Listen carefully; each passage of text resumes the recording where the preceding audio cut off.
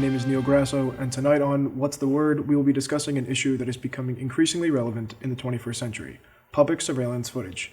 In an era where citizens fear abuse at the hands of law enforcement officials, many Americans are turning to smartphone devices to record the actions of police officers. In response, many law enforcement agencies have claimed that many of these videos that go viral online inaccurately depict the situations that these officers are tasked with handling. This leaves the American people with a serious dilemma. Is 24/7 surveillance the new norm in 2019? To answer these questions, I'm joined by Monica Zakara, Angelica Trejo, and Eddie Rivera, graduate students at Sacred Heart University. Good evening, everyone. Hello. Hello there. Angelica, we'll start with you. Do you believe that the rise of citizen journalism and citizen surveillance can reduce instances of police brutality? I do believe that by the rise of citizen surveillance and citizen journalism, police brutality can ultimately be reduced. Police officers, they already know that they're being recorded. Some way or another, the brutality towards the citizens is definitely going to be reduced.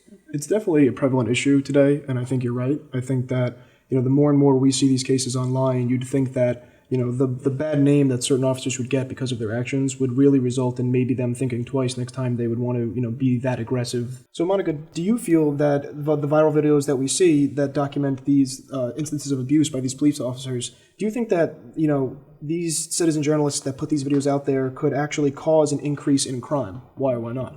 Well, this is a very tricky question, only because it can kind of go both ways. I think that many people want to show America what is going on in their communities. They want to flip out their phones and just tell the world. We stopped having to tell the police. I don't have to tell you, I'm going to tell America.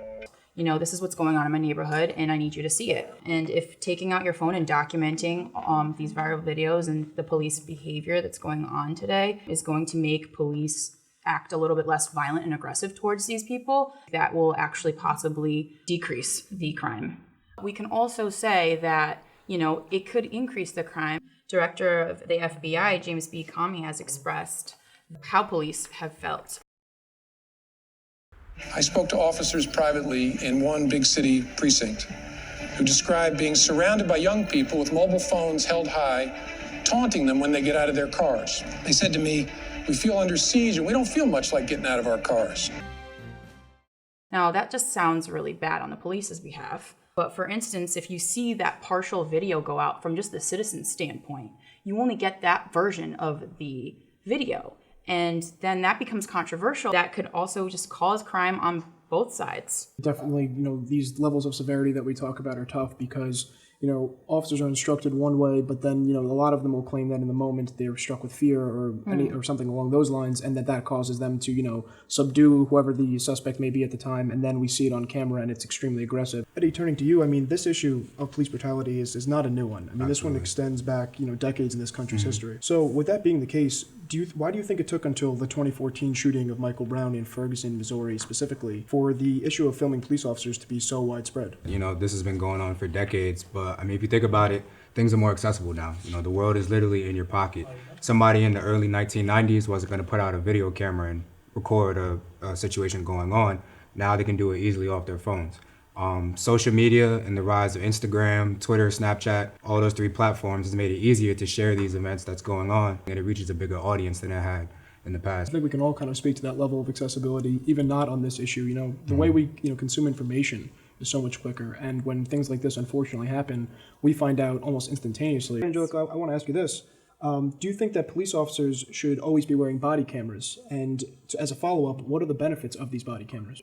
I do believe that they should be wearing cameras, but at the same time, I don't, because we could only get to see the police officer's point of view because the camera is only pointed at that whatever they're staring at.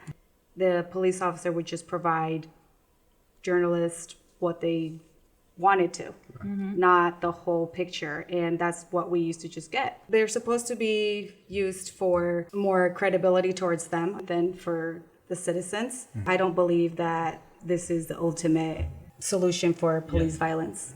No, but I think it's also going to hold people accountable for their actions. Absolutely. Absolutely. Those videos are absolutely vital because it's evidence. I mean, when we look back at the Laquan McDonald case where he got shot 16 times, there was 3 other officers that had dash cams. However, the only one that was running that we saw was the officer that shot him. You don't know where the footage is being sent to, or what, maybe it's edited or maybe it's not, and We don't the even get to see it, yeah. the public is questioning that. I think it's probably a step in the right direction, but at the same time, it's definitely a work in progress. Yeah. With the rise of citizen journalism, or citizens documenting these occurrences in the streets of their neighborhoods, do you think that this in any way will redefine the meaning of the First Amendment? It's already started, to be honest.